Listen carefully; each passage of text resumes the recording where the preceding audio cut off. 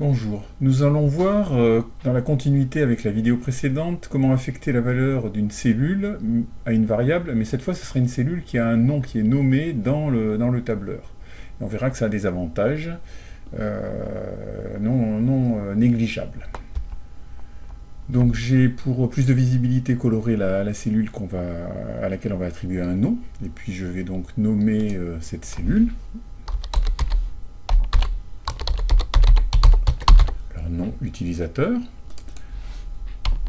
Je mets par CTRL-C ce nom directement dans le presse-papier, ça m'évitera de faire des erreurs en le recopiant ensuite, et je valide par entrée pour donner le nom à la cellule. Alors ici, il va falloir insérer donc un module. Je vais créer une sub.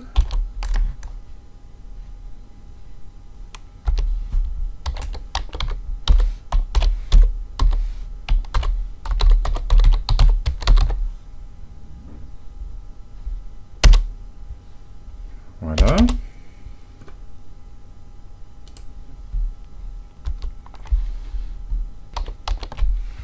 Donc là, le nom de la plage qu'on va utiliser, c'est nom utilisateur. Et donc là, je vais faire référence à cette plage pour stocker dans une variable le nom de l'utilisateur. Je crée une variable.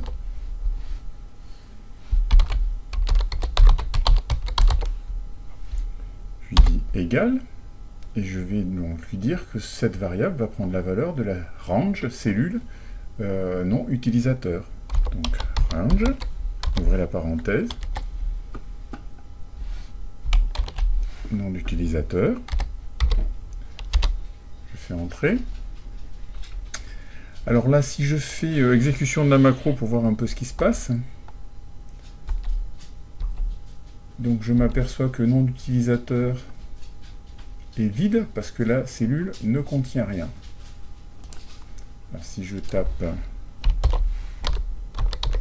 Dupont et que je vais récupérer le nom de la variable, le nom de l'utilisateur a bien pris la valeur de la cellule qui est Dupont.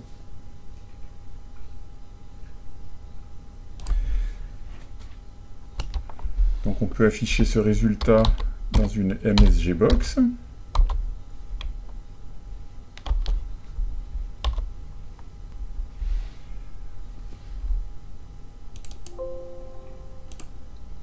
Excusez-moi, un petit peu de fatigue. Voilà, et quand on va exécuter la macro par F5, ou en cliquant sur la petite flèche, et bien ça m'affiche que le contenu de la cellule, c'est Dupont. Donc là, on a une petite macro qui est fonctionnelle, qui va récupérer le contenu d'une cellule par rapport à son nom.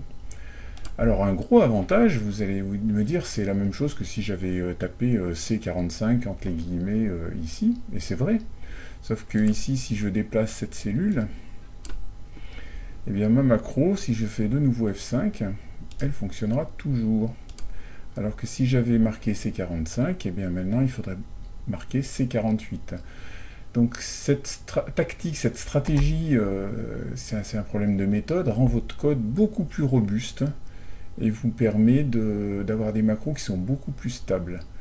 Alors parfois on doit utiliser des références, et notamment des numéros de colonne et de ligne pour faire référence à des cellules. Mais là c'est voulu, on crée des boucles qui vont générer, avec des compteurs, qui vont générer des manips sur les cellules. Je vous encourage quand même, quasi systématiquement, à faire référence à des plages nommées. Alors là c'était une cellule, la plage nommée, dans vos macros. Globalement, vous pouvez même inspecter toutes les macros que vous avez dans un classeur et regarder à chaque fois qu'il y a des références du style C48, 2 points, etc. Essayez de systématiquement remplacer ça et nommer les plages.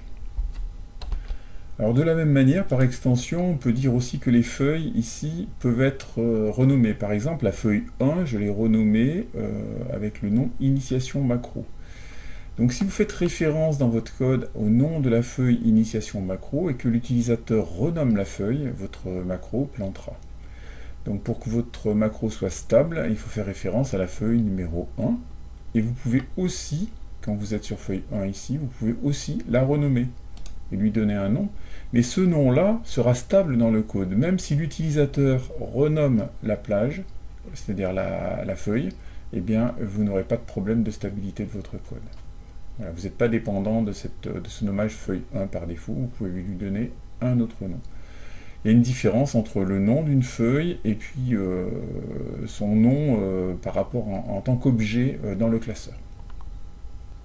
Donc un deuxième avantage, c'est que range non utilisateur, je comprends tout de suite mon code, même si je rentre dedans dans 2 ans, 3 ans, je comprendrai tout de suite à quoi ça fait référence. Une petite remarque aussi, j'ai pas mis point .value, parce que en fait par défaut, c'est la valeur de la cellule qui est mis en œuvre par Excel. Dans la prochaine vidéo, je vous propose de voir comment il est possible d'affecter la valeur d'une plage nommée, qui a un nom, à une variable. Mais là, d'une plage comprenant plusieurs cellules, ce qui sous-entend que cette variable sera une variable un peu particulière, ce sera un tableau. Et on va voir un petit peu comment se comportent les variables dans un tableau, et ça va introduire le chapitre d'après qui sera les types de variables, les différentes valeurs que peut prendre une variable.